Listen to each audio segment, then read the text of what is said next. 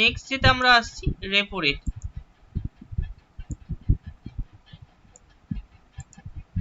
Repo rate কোনটাকে বলছি? Repo rate actually হচ্ছে আমরা যেরকম এর আগে দেখলাম হচ্ছে ব্যাংক রেটটা হয়েছে কি দেখে না,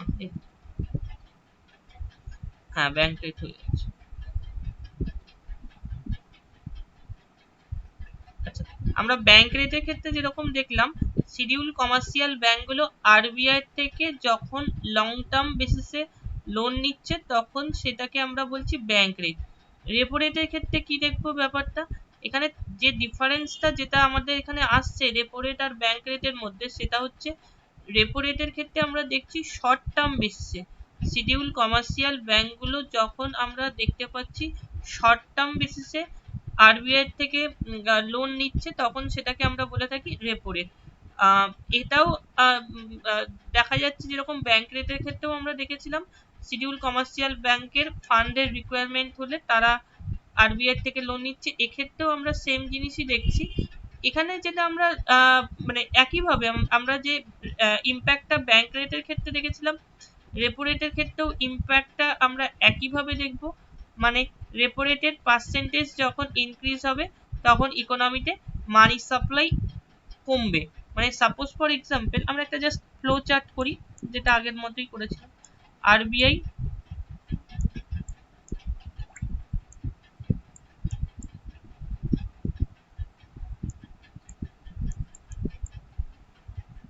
কমার্শিয়াল ব্যাংক,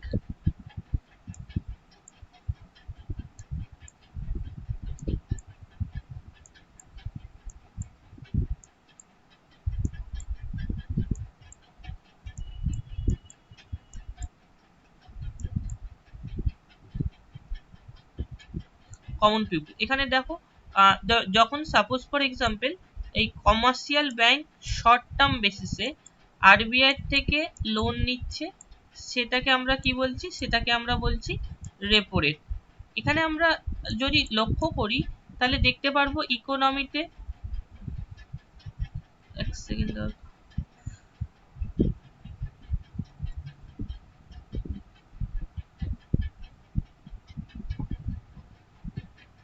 ইকোনমিতে যখন ইনফ্লেশন দেখা যাচ্ছে ইনফ্লেশনারি সিচুয়েশনে আরবিআই কি করছে, RBI monetary policy committee repo রেটের পার্সেন্টেজকে কিন্তু ইনক্রিজ করছে।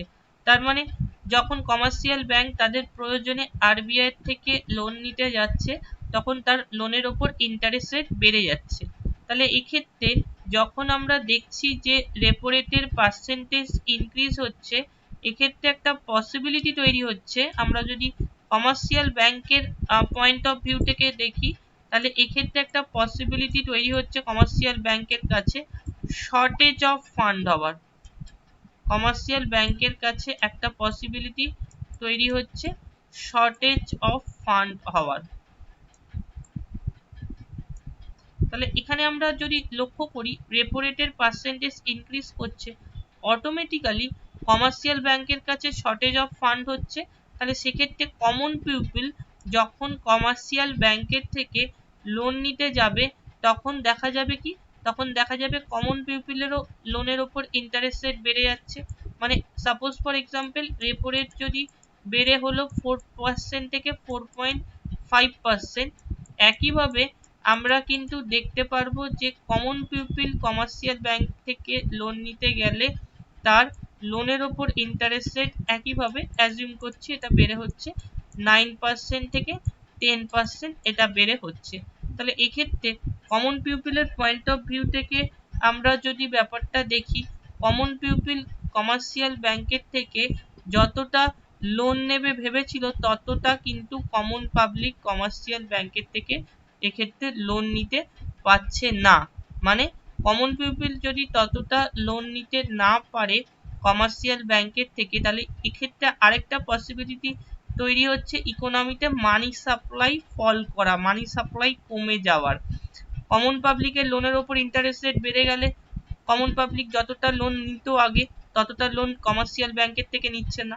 কমন পাবলিক তো লোনটাকে নিয়ে ইকোনমিতে কোনো না কোনো সেক্টরে সেই লোনটা ইনভেস্ট করতো, কিন্তু এখন কি দেখা যাচ্ছে, এখন দেখা যাচ্ছে যে সে লোনটা নিতে পারছে না বলে অটোমেটিক্যালি আমরা দেখতে পাচ্ছি। হ্যালো, বলো। জয়েন ওই লিঙ্কতে ক্লিক করলেই তো জয়েন হয়ে যাবে। তোমার তোমার তোমার তোম- তোমার দেখো ইমেল আইডিটা খোলা আছে কিনা, যদি জিমেল আইডি লগ আউট থাকে তাহলে কিন্তু হবে না, একটু দেখে নাও। কিন্তু সবার তো হলো, একটু ভালো করে দেখো তো অন্য কোথাও ইয়ে থেকে। হ্যাঁ, হ্যাঁ, তাহলে অটোমেটিক্যালি আমরা দেখতে পাচ্ছি যে কমন পাবলিক যতটা লোন নেবে ভেবেছিল ততটা নিতে পারছে না, ইকোনমিতে স্বাভাবিকভাবে মানি সাপ্লাই কমছে, কমন পাবলিকের পারচেজিং পাওয়ার বা ক্রয় ক্ষমতা কমছে, তাহলে এগ্রিগেট ডিম্যান্ডও কিন্তু ইকোনমিতে একটা ফল করার পসিবিলিটি তৈরি হচ্ছে, এক্ষেত্রে আমরা দেখতে পাচ্ছি। তাহলে সেক্ষেত্রে আমরা এগ্রিগেট ডিম্যান্ড যদি ফল করে, তাহলে আমরা দেখতে পাচ্ছি এক্ষেত্রে এগ্রিগেট ডিম্যান্ড আর এগ্রিগেট সাপ্লাই যেটার মধ্যে গ্যাপ দেখা গেছিল, এগ্রিগেট ডিম্যান্ডটা এগ্রিগেট সাপ্লাই থেকে বেশি হওয়ার জন্য ইকোনমিতে ইনফ্লেশনারি একটা ট্রেন্ড দেখা গেছিল, এটা কিন্তু এই মুহূর্তে দাঁড়িয়ে আর দেখা যাচ্ছে না। মানে ইনফ্লেশনটা রিডিউসড হচ্ছে বলা যেতে পারে, মানে একটা পসিবিলিটি দেখা যাচ্ছে ইনফ্লেশনটা রিডিউসড হওয়ার। রিপো রেটের পার্সেন্টেজ ইনক্রিজ করলে আমরা দেখতে পারলাম যে ইকোনমিতে ইনফ্লেশন কন্ট্রোল করা পসিবল হচ্ছে। এর রিভার্স কেসটা আমরা যদি দেখি, ইকোনমিতে আমরা যদি দেখি রেসেশনারি একটা কন্ডিশন দেখা যাচ্ছে বা ইকোনমিক স্লোডাউনের মতো একটা কন্ডিশন ইকোনমিতে অ্যারাইজ করছে, তখন আমরা কি দেখব? রেসেশনারি সিচুয়েশনে আমরা দেখতে পারবো যে আরবিআই মানিটারি পলিসি কমিটি কিন্তু রেপো রেটের পার্সেন্টেজটাকে রিডিউস করবে। RBI monetary policy committee repo রেটের পার্সেন্টেজটাকে রিডিউস করলে ক্রেডিট অ্যাভেলেবিলিটি, মানে রেপো রেটের পার্সেন্টেজ ধরো 4% থেকে 3.5% হলো, তার মানে কমার্শিয়াল ব্যাংক আরবিআই থেকে লোন নিতে গেলে 3.5% ইন্টারেস্ট রেট পে করতে হচ্ছে কমার্শিয়াল ব্যাংকগুলোকে। তাহলে ক্রেডিট অ্যাভেলেবিলিটি কমার্শিয়াল ব্যাংকের পয়েন্ট অফ ভিউ থেকে দেখলে আমরা দেখতে পাচ্ছি ক্রেডিট অ্যাভেলেবিলিটি আরো ইজি হচ্ছে কমার্শিয়াল ব্যাংকগুলোর কাছে, তারা চাইলেই আরবিআই থেকে সহজে লোন নিতে পারছে। তাহলে কমার্শিয়াল ব্যাংকের কাছে আমরা কি দেখছি, এরকম একটা সিচুয়েশনে আমরা দেখতে পাচ্ছি যে কমার্শিয়াল ব্যাংকের কাছে এক্সেস ফান্ড ক্রিয়েট হচ্ছে। আমরা আগের সিচুয়েশনে দেখলাম শর্টেজ অফ ফান্ড, এই সিচুয়েশনে আমরা দেখতে পাচ্ছি কমার্শিয়াল ব্যাংকের কাছে এক্সেস ফান্ড ক্রিয়েট হচ্ছে যখন রেপো রেটের পার্সেন্টেজ কমে যাচ্ছে, কেননা তারা চাইলে সহজেই আরবিআই থেকে লোন নিতে পারছে।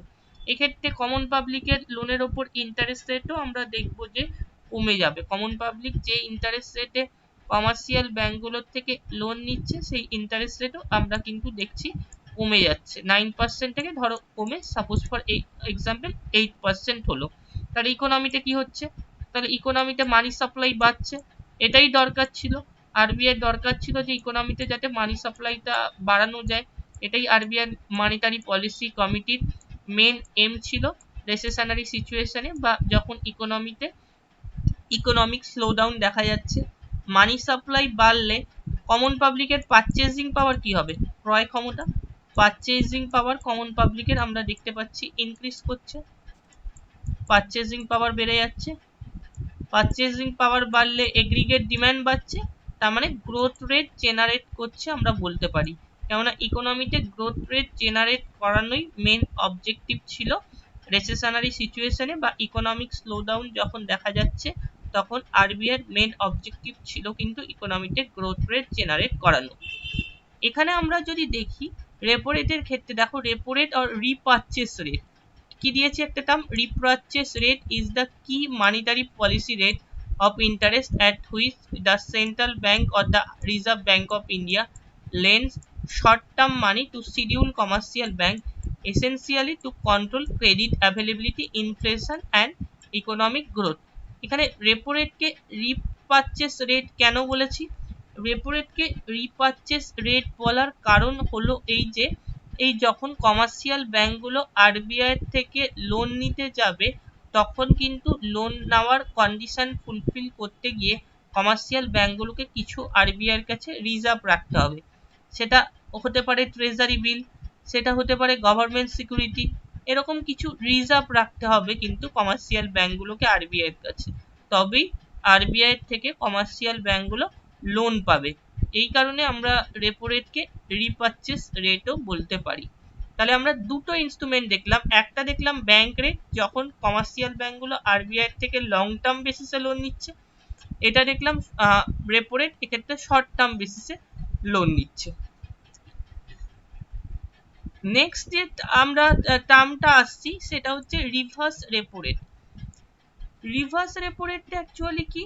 রিভার্স রেপো রেটটাকে আমরা বলছি just opposite of repo rate. Repo রেটের অপোজিট যেটা সেটাকে আমরা রিভার্স রেপো রেট বলছি। মানে আমরা যখন দেখছি কমার্শিয়াল ব্যাংক আরবিআই থেকে লোন নিচ্ছে সেটাকে রেপো রেট, এবার দেখছি আরবিআই তাদের প্রয়োজনে কমার্শিয়াল ব্যাংকের কাছে অবশ্যই যদি এক্সেস ফান্ড থাকে, তাহলে কমার্শিয়াল ব্যাংকের থেকে শর্ট টার্ম বেসিসে যখন আরবিআই তাদের প্রয়োজনে লোন নিচ্ছে তখন সেটাকে আমরা বলে থাকি রিভার্স রেপো রেট। মানে ব্যাপারটা কিরকম আসছে যদি একটু দেখি আমরা, দেখি তো।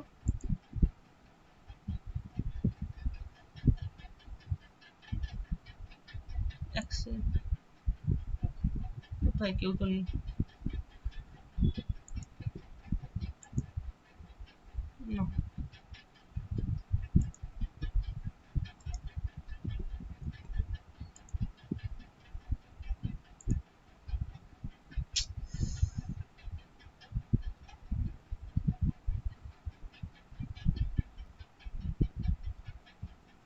প্রবলেমটা হচ্ছে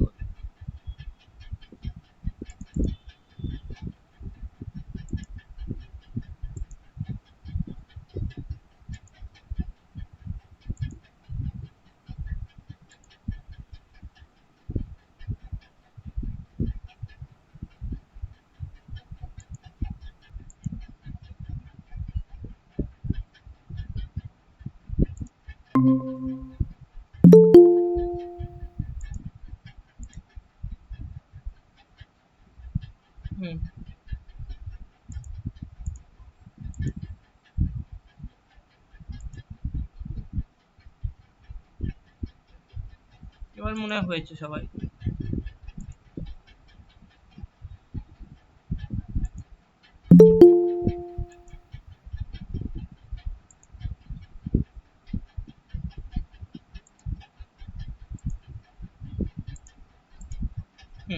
যেটা বলতে বলতে গেলাম, তো আমরা যদি এখানে দেখি রিভার্স রেপো রেটটাকে কি বলছি। রিভার্স রেপো রেট হচ্ছে যখন আমরা দেখতে পাচ্ছি যে শিডিউল কমার্শিয়াল ব্যাংকগুলোর থেকে আরবিআই শর্ট টার্ম বেসিসে লোন নিচ্ছে, অবশ্যই যদি এক্ষেত্রে শিডিউল কমার্শিয়াল ব্যাংকগুলোর কাছে এক্সেস ফান্ড থাকে। এটা খেয়াল রাখতে হবে, যদি শিডিউল কমার্শিয়াল ব্যাংকের স্যার আপনি কি কোনো কথা বলছেন?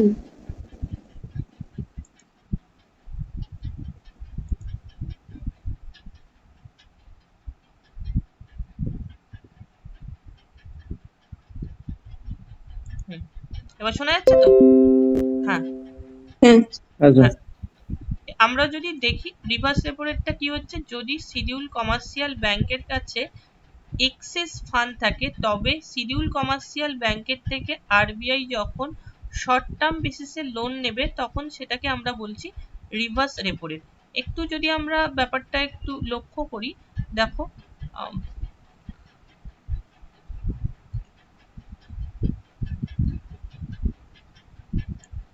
আরবিআই কমার্শিয়াল ব্যাংক যদি সবসময় খেয়াল রাখবে এক্সেস ফান্ড থাকলে তবেই শিডিউল কমার্শিয়াল ব্যাংক থেকে আরবিআই শর্ট টার্ম বেসিসে যখন লোন নিচ্ছে তখন সেটাকে আমরা বলি রিভার্স রেপো রেট। এবার আমরা যেটা আসবো সেটা হচ্ছে রিভার্স রেপো রেটের ইম্প্যাক্টটা কিভাবে কি পড়ছে ইকোনমিতে সেটা আমরা দেখছি।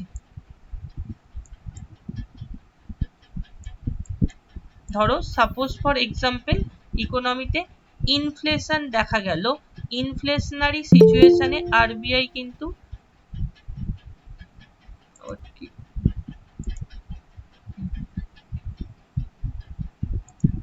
ইনফ্লেশনারি সিচুয়েশনে আমরা দেখতে পাচ্ছি আরবিআই কিন্তু কি করছে, রিভার্স রেপো রেটের পার্সেন্টেজটাকে বাড়াচ্ছে। মানে আরবিআই যদি রিভার্স রেপো রেটের পার্সেন্টেজটা বাড়ায় তার মানে বুঝতে হবে কমার্শিয়াল ব্যাংকগুলো যখন আরবিআই কে লোন প্রোভাইড করছে তার লোনের ওপর ইন্টারেস্ট রেট কিন্তু বেড়ে যাচ্ছে। যদি দেখা যায় রিভার্স রেপো রেটের পার্সেন্টেজ বাড়ছে, তার মানে উল্টো দিক থেকে বললে আরবিআই কমার্শিয়াল ব্যাংকের থেকে যে ইন্টারেস্ট রেটে লোন নিচ্ছে সেই লোনের ওপর ইন্টারেস্ট রেটটা কিন্তু আরবিআই বাড়িয়ে দিচ্ছে।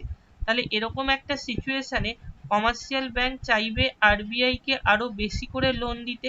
যদি রিভার্স রেপো রেটের পার্সেন্টেজটা বাড়ে, তাহলে সেক্ষেত্রে কমার্শিয়াল ব্যাংক যদি আরবিআই কে বেশি করে লোন দিতে চায়, সেক্ষেত্রে আমরা দেখব common pupil, CPA means common pupil, common pupil এরকম একটা কন্ডিশনে যদি কমার্শিয়াল ব্যাংকের থেকে লোন নিতে যায়, তাহলে সেক্ষেত্রে তার লোনের ওপর ইন্টারেস্ট রেটটা কি হবে, সেক্ষেত্রে আমরা দেখতে পারবো তার লোনের ওপর ইন্টারেস্ট রেটটা কিন্তু কমন পাবলিকের লোনের ওপর ইন্টারেস্ট রেটটা কিন্তু বেড়ে যাবে। রিভার্স রেপো রেটের পার্সেন্টেজ যদি বাড়ে, তাহলে কমন পাবলিক কমার্শিয়াল ব্যাংকের থেকে লোন নিতে গেলে তার লোনের ওপর ইন্টারেস্ট রেটটা বেড়ে যাচ্ছে। কেন বেড়ে যাচ্ছে? কেননা ক্রেডিট, আমরা যদি এখানে কমার্শিয়াল ব্যাংকের কাছে ফান্ডের কথা আমরা দেখি, কমার্শিয়াল ব্যাংকের কাছে যে ফান্ডটা পড়ে থাকছে, সেক্ষেত্রে কিন্তু একটা শর্টেজ অফ ফান্ড হওয়ার পসিবিলিটি তৈরি হচ্ছে।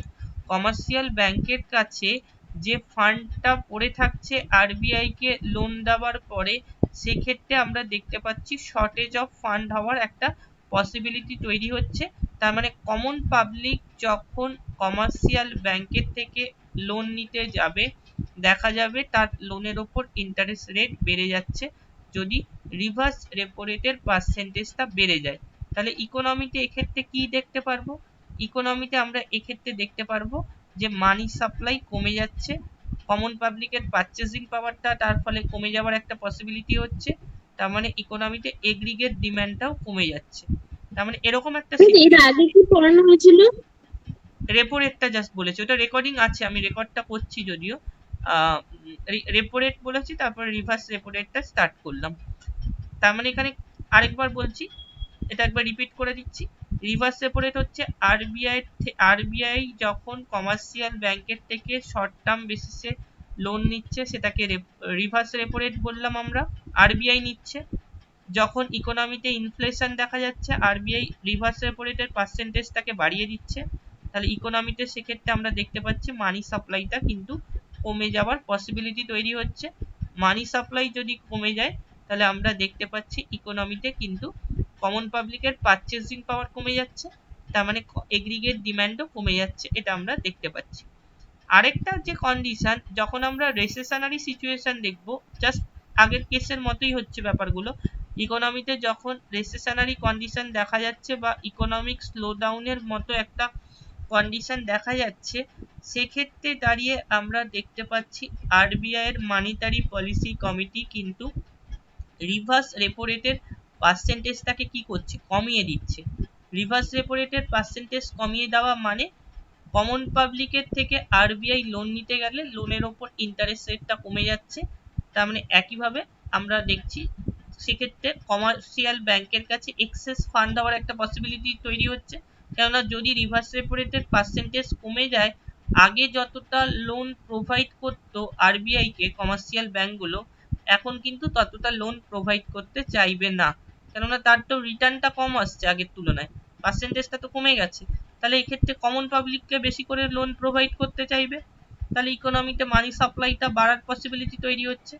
আমরা যে প্রত্যেকটা যে ইনস্ট্রুমেন্ট দেখছি, যদি এক এক করে খেয়াল করি, ক্যাশ রিজার্ভ রেশিও বলো, রেপো রেট বলো, রিভার্স রেপো রেট বলো, ব্যাংক রেট বলো, প্রত্যেকটা ইনস্ট্রুমেন্টের ক্ষেত্রেই আমরা যদি লক্ষ্য করি, তাহলে দেখতে পাচ্ছি যে ইনফ্লেশনারি সিচুয়েশনে ইনফ্লেশনকে কন্ট্রোল করতে গিয়ে এদের পার্সেন্টেজ কিন্তু বাড়ছে।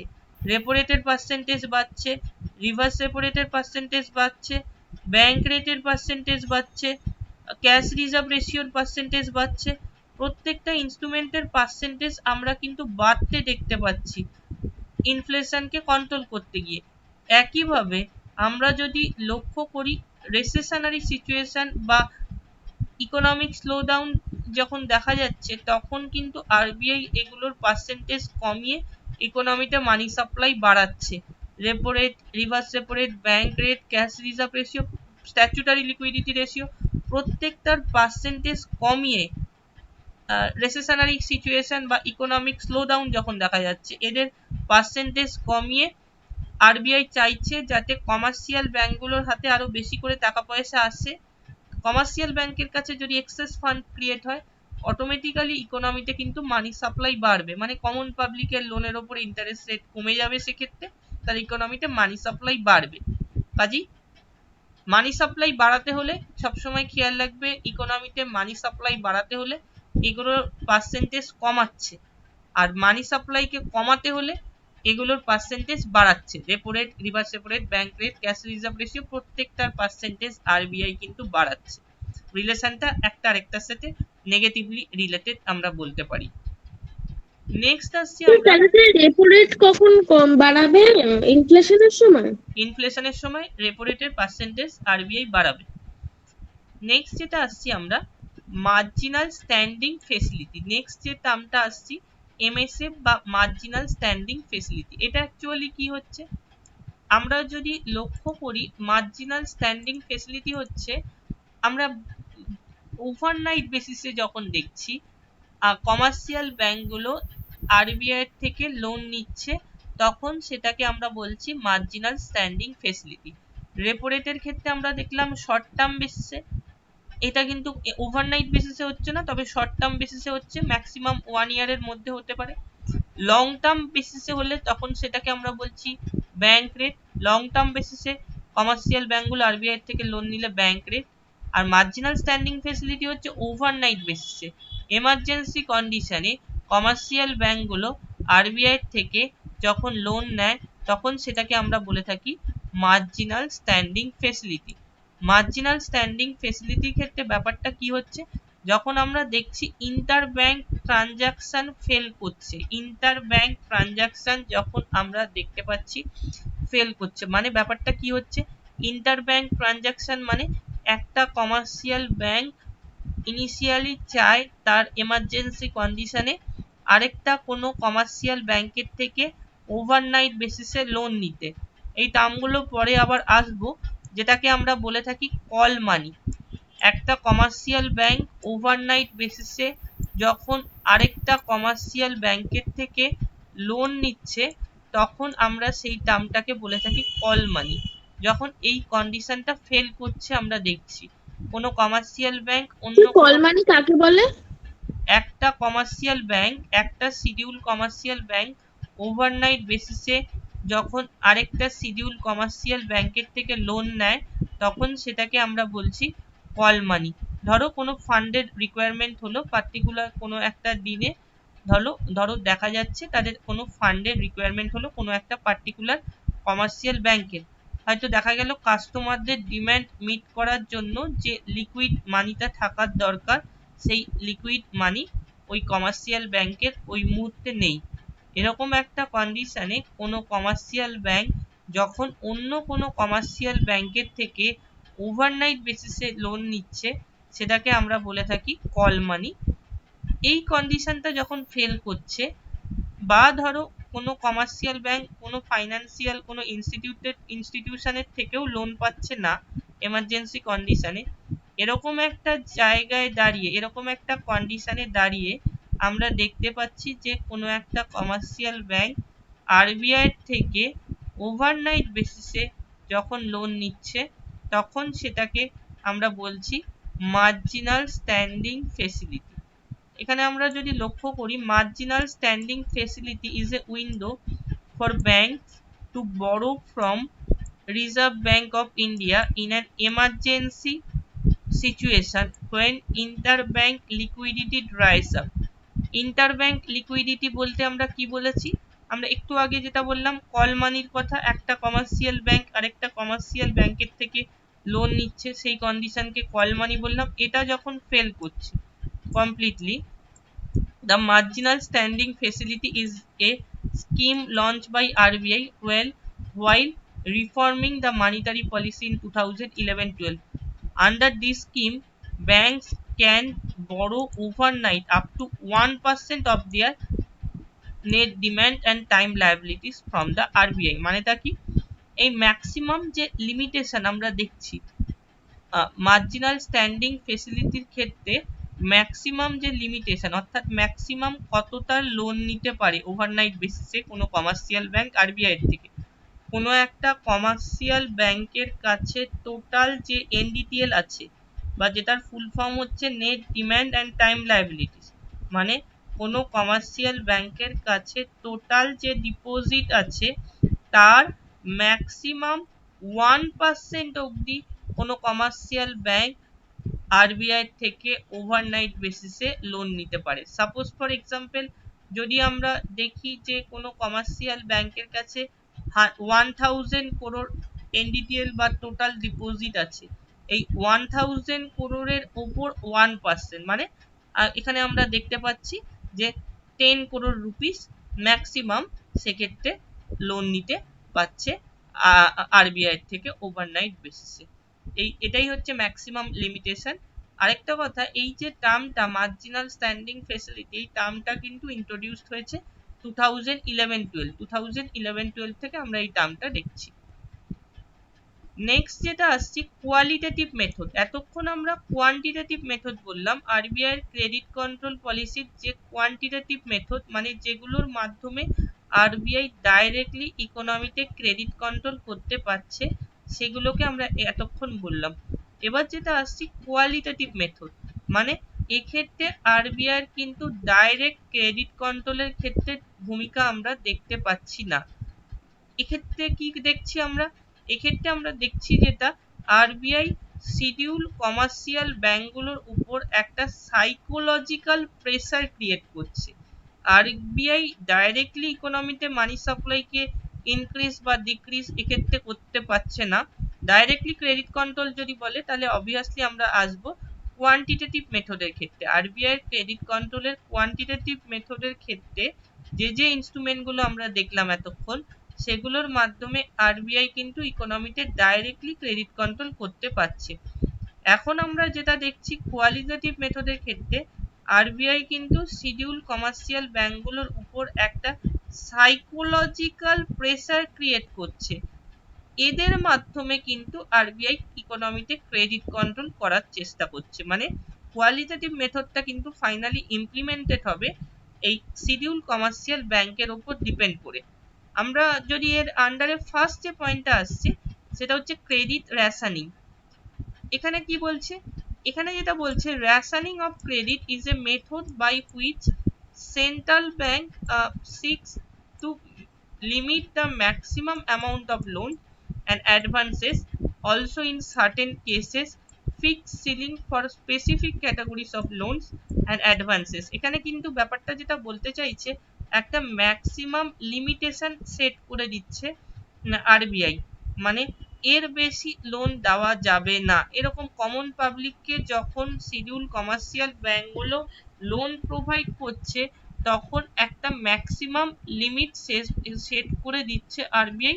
মানে একটা জাস্ট রুলস অ্যান্ড রেগুলেশনে আরবিআই থাকছে যে কেউ যদি চায় ম্যাক্সিমাম এর যে লিমিটেশনটা আছে তার বেশি যদি কেউ শিডিউল কমার্শিয়াল ব্যাংকগুলোর থেকে লোন নিতে চায় সেক্ষেত্রেও একটা লিমিটেশন অবভিয়াসলি থাকবে। সেই লিমিটেশনের বাইরে গিয়ে শিডিউল কমার্শিয়াল ব্যাংকগুলো লোন প্রোভাইড করতে পারবে না। কমন পাবলিক হতে পারে, কোনো অর্গানাইজেশন হতে পারে, কোনো ইনস্টিটিউশন হতে পারে, কোনো ইন্ডাস্ট্রিয়ালিস্ট হতে পারে, এরকম একটা রুলস অ্যান্ড রেগুলেশন সেট করে দিচ্ছে। এটা বলে একটা সাইকোলজিক্যাল প্রেসার ক্রিয়েট করছে। যদিও কাকে লোন দেবে, কতটা অ্যামাউন্ট লোন দেবে এটা কিন্তু ডিপেন্ড করছে ওই শিডিউল কমার্শিয়াল ব্যাংকের ওপর। এটাই। নেক্সট হচ্ছে মোরাল সুয়েশন। মোরাল সুয়েশন ব্যাপারটা কি, যখন লোন প্রোভাইড করতে চাইছে, কেউ কমার্শিয়াল ব্যাংকের থেকে লোন নিতে চাইলো, সে বলল আমি বেশি যে মার্কেটে যে ইন্টারেস্ট রেট আছে তার থেকে বেশি ইন্টারেস্ট রেটে লোন নেব, তাও কিন্তু আরবিআই বলছে যে ইচ্ছা মতো কাউকে লোন প্রোভাইড করা যাবে না। মোরাল সুয়েশনের ক্ষেত্রে যেটা বলতে চাইছি। এবং এক্ষেত্রে কাউকে যখন লোন প্রোভাইড করতে আমি যাচ্ছি সেখানে তার ডিটেলসটা আমাকে কিন্তু দেখতে হবে। যদিও যে সবসময় এটা দেখা হয় আলটিমেটলি যেই শিডিউল কমার্শিয়াল ব্যাংকগুলো আরবিআই এর যে সমস্ত গাইডলাইন সবসময় ফলো করে এরকম কিন্তু নয়। যদি ফলো করতো তাহলে আজকে ব্যাংকিং সেক্টরের এরকম কন্ডিশন আসতো না, মানে ব্যাংকিং সেক্টরের ক্ষেত্রে এতটা পরিমাণ নন পারফর্মিং অ্যাসেটের কোশ্চেন বাড়তো না। নন পারফর্মিং অ্যাসেটটা কি নিয়ে আমরা এটা ডিটেলসে পরে ডিসকাস করবো, তবে একটু বলি। নন পারফর্মিং অ্যাসেট হচ্ছে অনাদায়ী ঋণ, বাংলায় যেটাকে বলা হয় অনাদায়ী ঋণ, অর্থাৎ কেউ শিডিউল কমার্শিয়াল ব্যাংকের থেকে লোন নিল, সেটা কেউ বলতে এখানে কোনো ইন্ডিভিজুয়াল হতে পারে, যেরকম সেরকমই কোনো অর্গানাইজেশন বা ইন্ডাস্ট্রিয়ালিস্টও হতে পারে।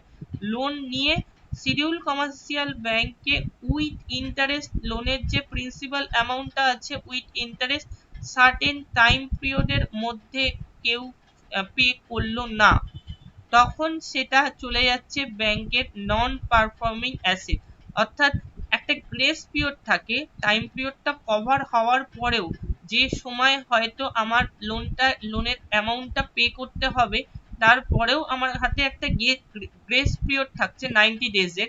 এই 90 ডেজ যখন কভার হয়ে যাচ্ছে তখন অটোমেটিক্যালি সেটা ব্যাংকের নন পারফর্মিং অ্যাসেটের আন্ডারে চলে যাচ্ছে। এই যে জায়গাগুলো, এই সমস্ত কেন যাচ্ছে, কারণটা কি, কেন ব্যাংকের এত দিনকে দিন নন পারফর্মিং অ্যাসেট গুলো বাড়তে থাকছে কেন?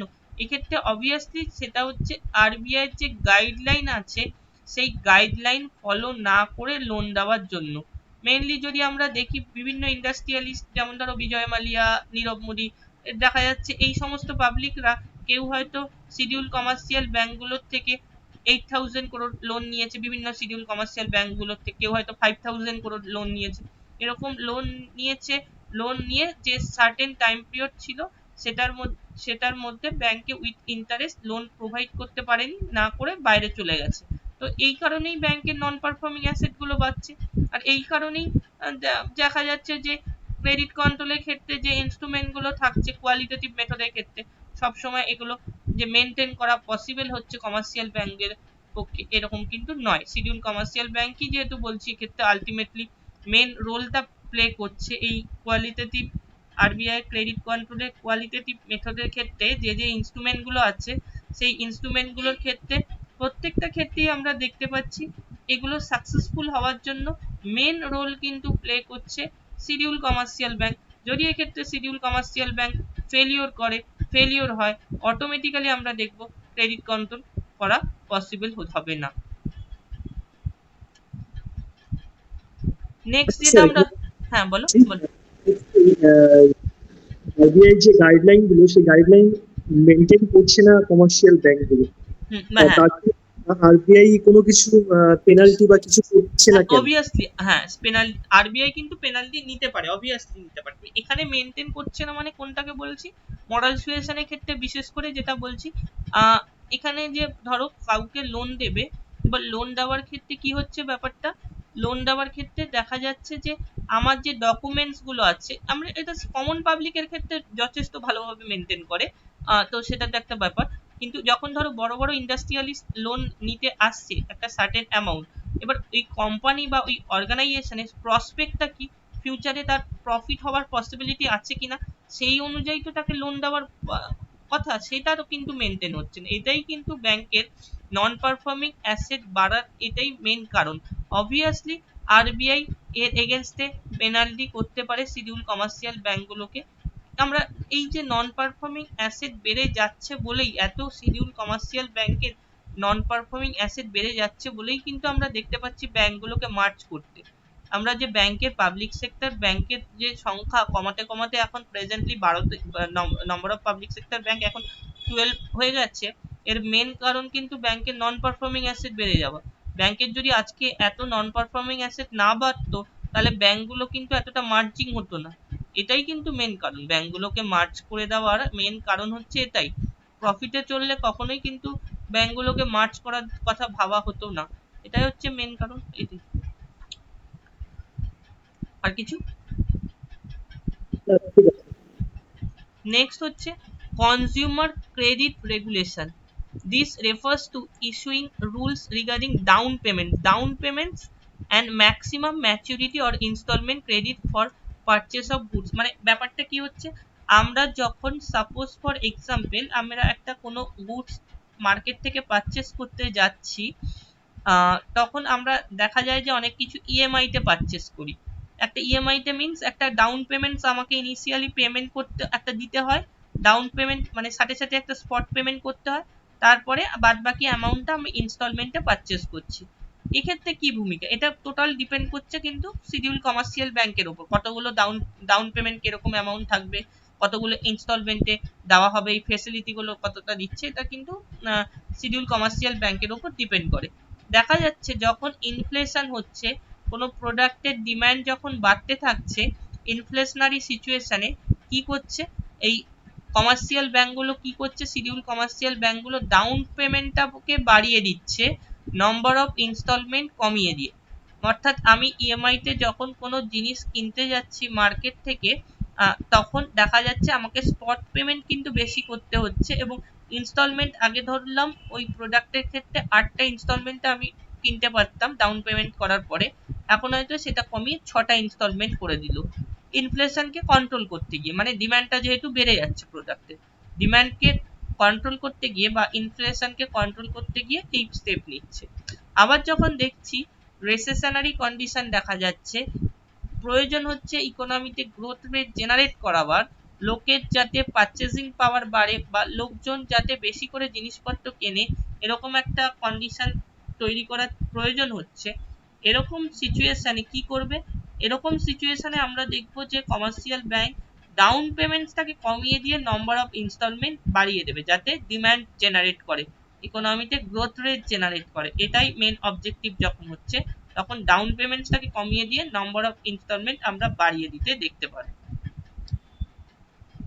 নেক্সট হচ্ছে সিলেক্টিভ ক্রেডিট কন্ট্রোল। মানে under selective credit control or qualitative credit control, measures of RBI extension of credit to essential purpose is encouraged and non-essential purpose is discouraged।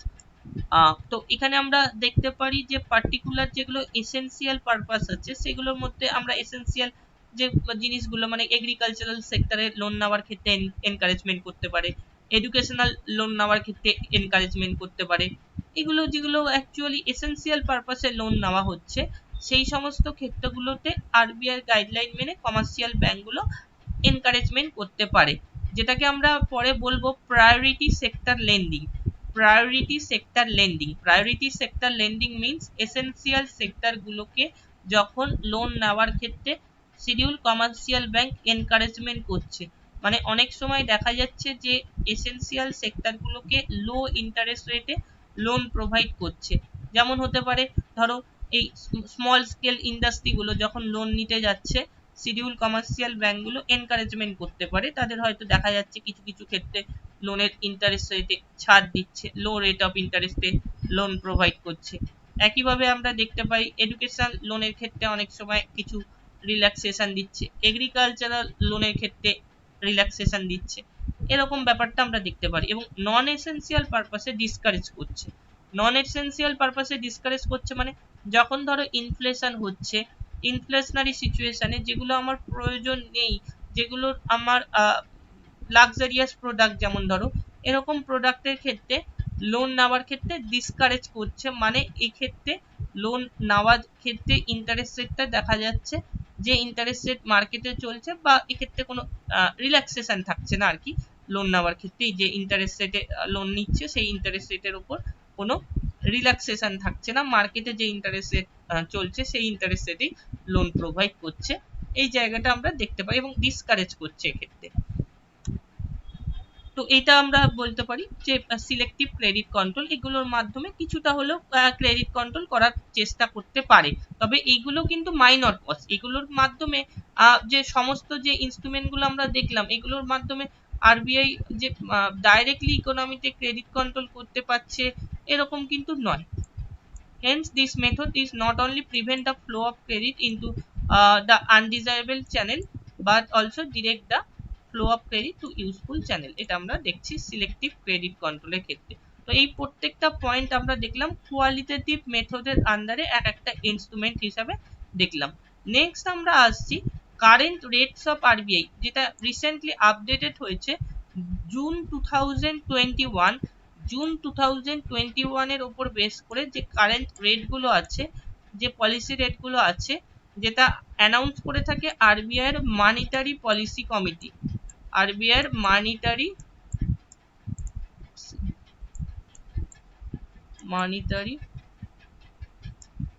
Policy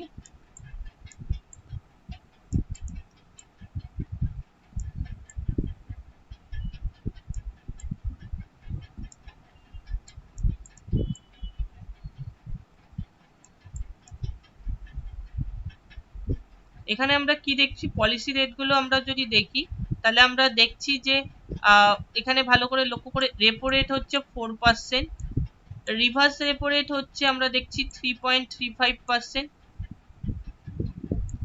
marginal standing facility হচ্ছে recently 4.25%, এখানে আমরা bank rate 4.25%।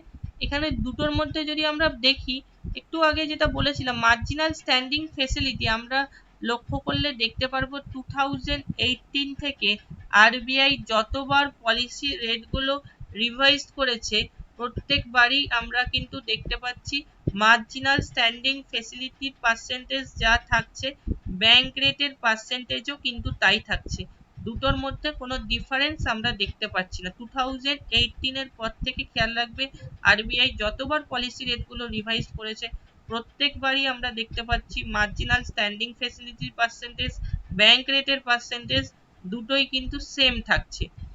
Cash reserve ratio হচ্ছে 4%, recently এটা change হয়েছে, আগে 3% ছিল।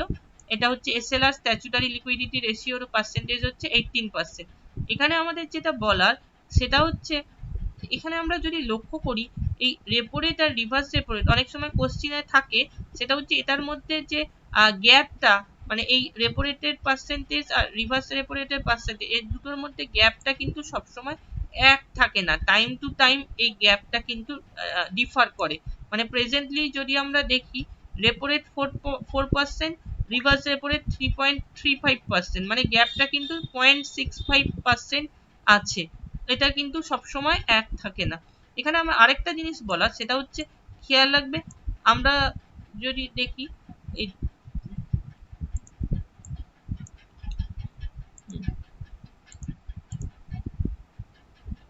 1% is equal to আমরা সবসময় বলবো 100 বেসিস পয়েন্ট। 1% গ্যাপ আছে রেপো রেট রিভার্স রেপো রেটের মধ্যে, মানে আমরা সবসময় বলছি 100 বেসিস পয়েন্ট গ্যাপ আছে রেপো রেট আর রিভার্স রেপো রেটের মধ্যে।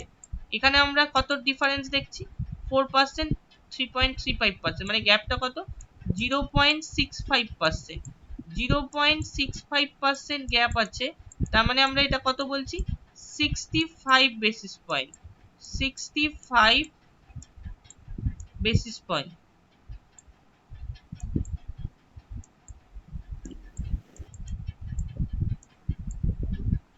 এই বেসিস পয়েন্টটা কি জিনিস স্যার? বেসিস পয়েন্ট দেখবে এটা খেয়াল রাখবে, বেসিস পয়েন্ট দিয়ে অনেক সময় মেনশন করা থাকে, এটা জাস্ট একটা মেজারমেন্টের জন্য ইউজ করা হচ্ছে গ্যাপটাকে, মানে repo rate reverse repo rate বা ব্যাংক রেট, ধরো আমরা দেখছি যে রেপো রেট 0.25 ইনক্রিজ করছে, মানে 25 বেসিস পয়েন্ট ইনক্রিজ করছে রেপো রেট, বা 25 বেসিস পয়েন্ট ফল করছে রেপো রেট। বেসিস পয়েন্টের যে মেজারমেন্ট আমরা পার্সেন্টেজকে যখন বেসিস পয়েন্টে কনভার্ট করছি তখন হচ্ছে 1% বলতে আমরা সবসময় বলবো 100 basis point, 100 basis point 1% repo rate reverse repo রেটের মধ্যে গ্যাপ আছে, মানে 100 বেসিস পয়েন্ট গ্যাপ আমরা দেখছি। এখানে যেরকম দেখছি 0.65% গ্যাপ আছে, মানে 65 বেসিস পয়েন্ট আমরা গ্যাপ দেখতে পাচ্ছি। জাস্ট এটা ইউজ করা হচ্ছে মেজারমেন্টের জন্য, মানে কত পার্সেন্ট গ্যাপ আছে কত পার্সেন্ট ইনক্রিজ করেছে পার্সেন্টেজকে আমরা কনভার্ট করছি বেসিস পয়েন্টকে। এটা অনেক সময় কোশ্চিনে থাকে বা দেখতে পারবে যে আরবিআই যে মনিটারি পলিসি কমিটি পেপারে